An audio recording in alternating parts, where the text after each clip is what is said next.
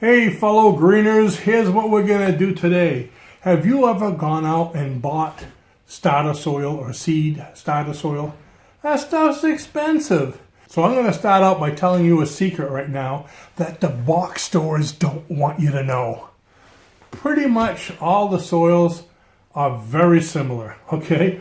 I got some, looks like topsoil over here for flowers and vegetables, and when you go through it, you're going to see there's branches, there's all kinds of organic materials and stuff. So all they do is they just take the same stuff and they sift it out.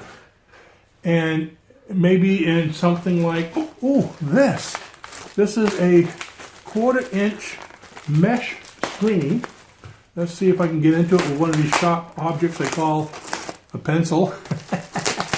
We have the right tool for the job here.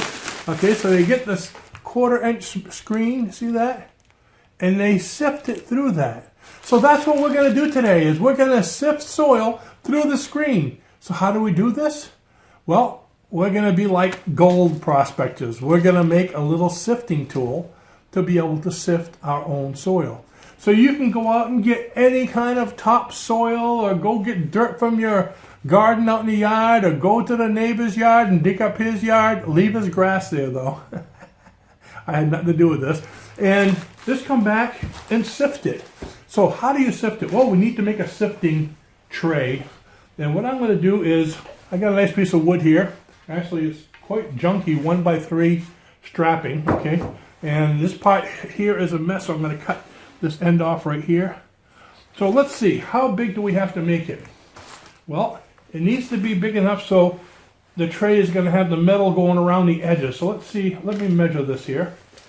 If I look at the height of this, it says 24 inches long.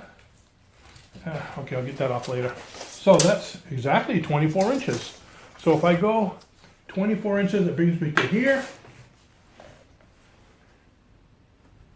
Now, the height of this is, it's a 1x3, so it's actually 2.5 inches.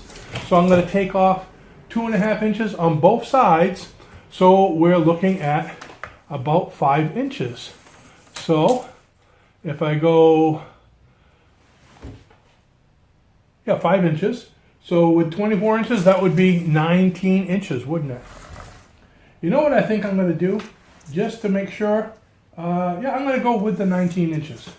Maybe 19 and a half. I want to make it a little bit bigger so the screen doesn't come right to the top. I don't want to cut my hands. So 19 and a half inches. And 19 and a half inches.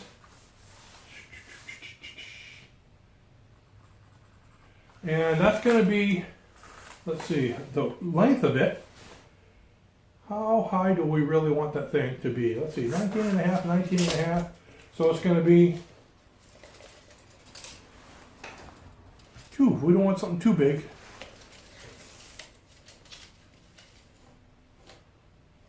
Why don't we make a small one? I got plenty of stuff here, so by, let's say, 14 inches. Let's go 14 and 14. Okay, so I know how long it all has to be. There's the measurements. So there's my 4 pieces of wood, and let's go ahead and cut them.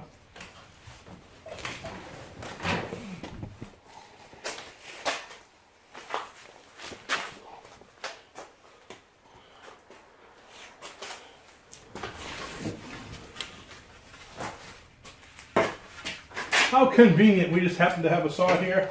Pardon the sun. It's actually not even a sunny day, but this shouldn't take too long.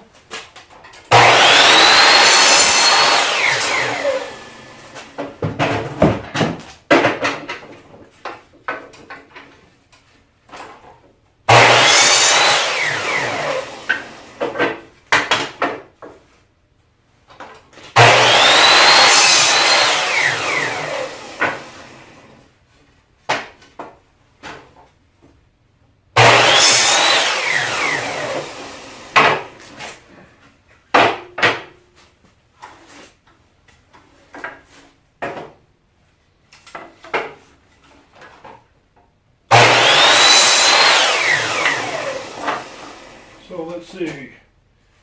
And what I did, I cut 3 of one size and not enough of the other. So there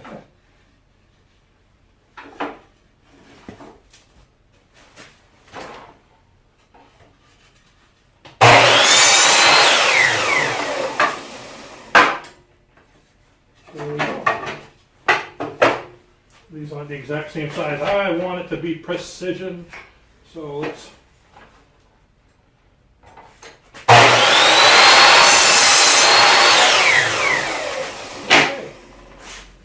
Ta-da!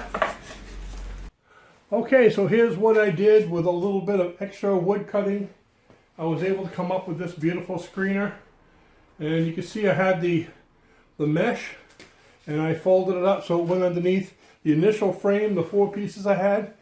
I actually connected those to the outside, and then I put 4 more pieces of wood to sandwich. You can see how the metal goes in between to sandwich the screen between, so I'm not cutting my hand. Initially I was just going to do it with the inside one, so I had the screen out there, but I didn't want to get cut, so I put another layer of wood on there. So it has a nice little screen. So let's see how she works. I'll take this, put it there, and hopefully you can see this. And what I'm going to do is take some of the soil,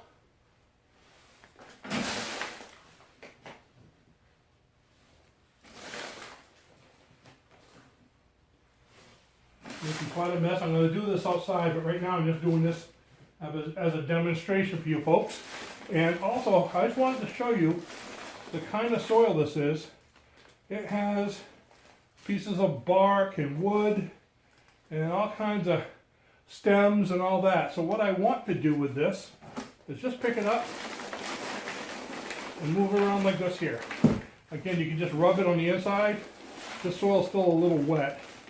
Actually, it's going through pretty well. I'm breaking up the pieces. Let me show you. Get it a little higher so you can see.